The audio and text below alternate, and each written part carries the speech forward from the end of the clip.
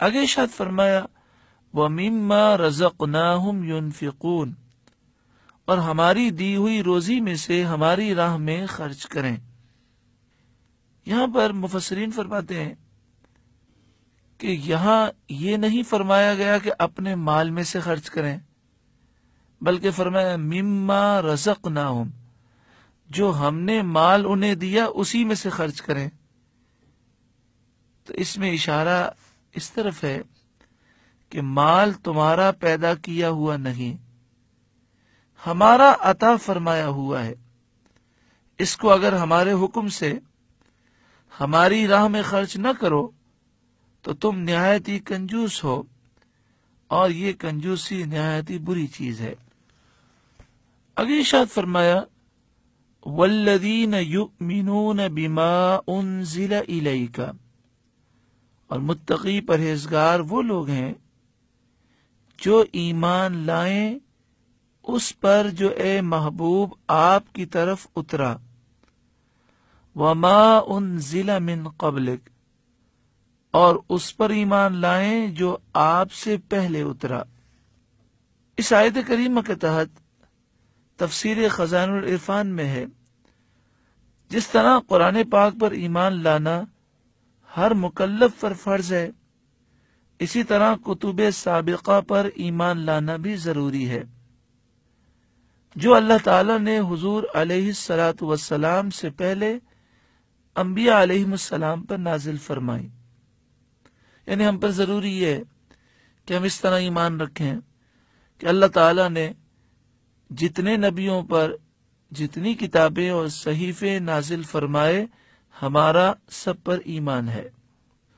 البتہ ان کے جو احکام ہماری شریعت میں منسوخ ہو گئے ان پر عمل درست نہیں، مگر ایمان ضروری ہے۔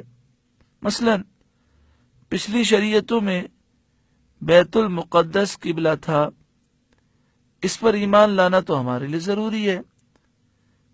یعنی ہم مانتے ہیں کہ پچھلی شریعتوں میں بیت المقدس قبلہ تھا، مگر نماز میں بیت المقدس کی طرف منہ کرنا جائز نہیں کہ اب یہ قبلہ منسوخ ہو گیا اور بیت اللہ قبلہ ہماری شریعت میں بن چکا ہے۔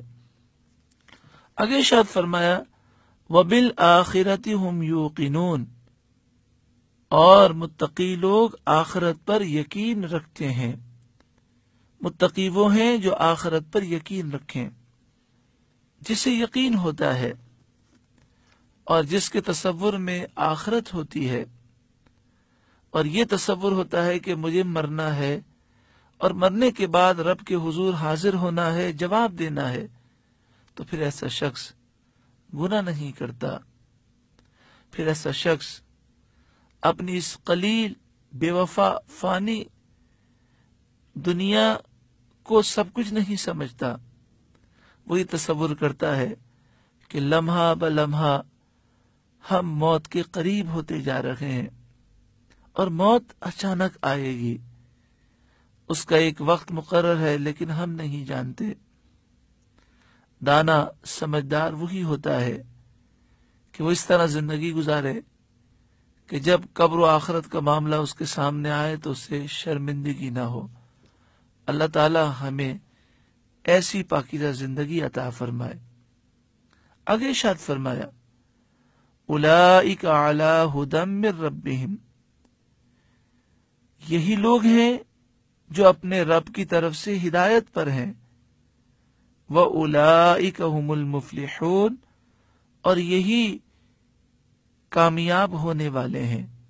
یعنی جو متقی ہیں، جو غیب پر ایمان رکھتے ہیں، نماز قائم رکھتے ہیں، اللہ کی راہ میں مال خرچ کرتے ہیں، زکوٰۃ اور صدقات واجبہ ادا کرتے ہیں، جو تمام آسمانی کتابوں پر اور سرکار دو عالم صلی اللہ علیہ وسلم پر جو کچھ نازل ہوا اس پر ایمان رکھتے ہیں اور آخرت پر یقین رکھتے ہیں، یہی لوگ ہدایت پر ہیں اور یہی لوگ کامیاب ہیں۔